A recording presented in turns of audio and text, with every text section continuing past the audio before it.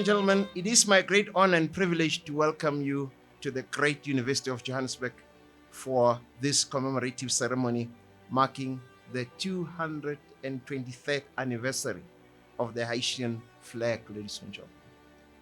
We commemorate an act of extraordinary courage that took place on this day in 1803 at the Congress of Akahaye, when revolutionary leader Jean-Jacques Dessalines tore the white stripe from the French tricolor as a deliberate and defiant rejection of colonial rule, and handed the remaining blue and red bands to his goddaughter, the seamstress, Catherine Flon, who sewed them together to birth a new flag, and with it, ladies and gentlemen, a new nation. That flag became the banner of the first free black republic in the world, the first independent state in the Caribbean.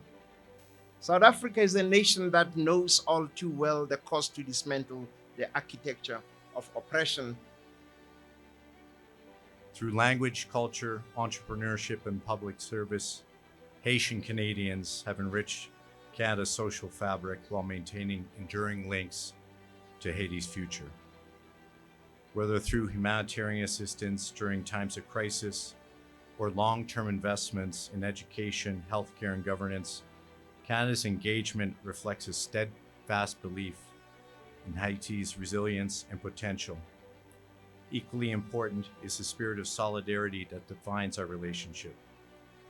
Our civil society organizations, academic institutions, and diaspora networks continue to collaborate with Haitian partners in ways that emphasize local leadership, cultural respect, and mutual learning.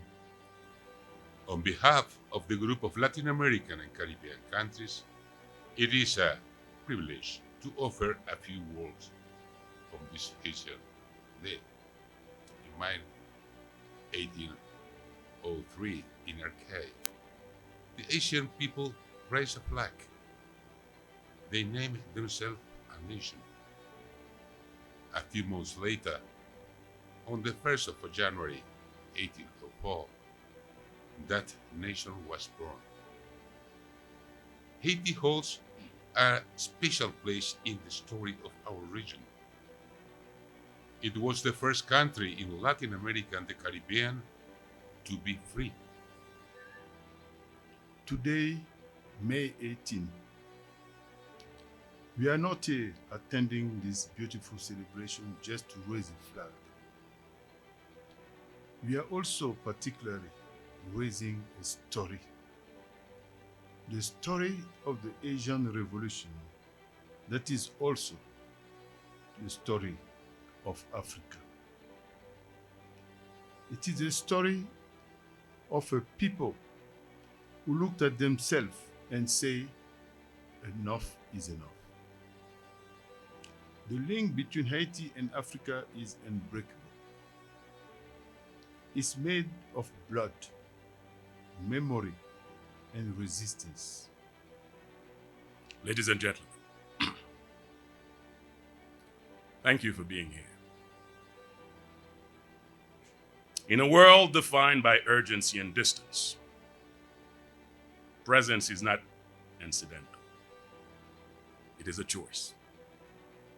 Those who have traveled from near and far have made that choice, and that choice gives this moment its weight.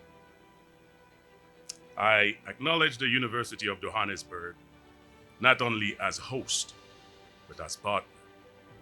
Under Professor Mpedi's leadership and with the dedication of his team, this institution reflects something essential: that knowledge is not static, and that institutions, just like nations, must engage the world with clarity and purpose. And to the deans who have addressed us tonight,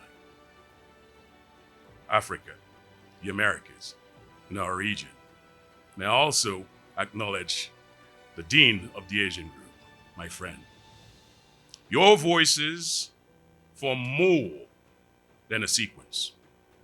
They form a structure, a shared recognition that no people's struggle for dignity is irrelevant to another. Tonight, we gather to celebrate a flag that is far more than a national emblem. The Haitian flag stands as a beacon of courage and inspiration, a reminder of Haiti's historic achievement as the first independent Black republic in the world. The Haitian Revolution, which culminated in the creation of this flag, represents not only the triumph of freedom over oppression, but also the relentless pursuit of justice, dignity, and human equality. The University of Johannesburg, our future reimagined.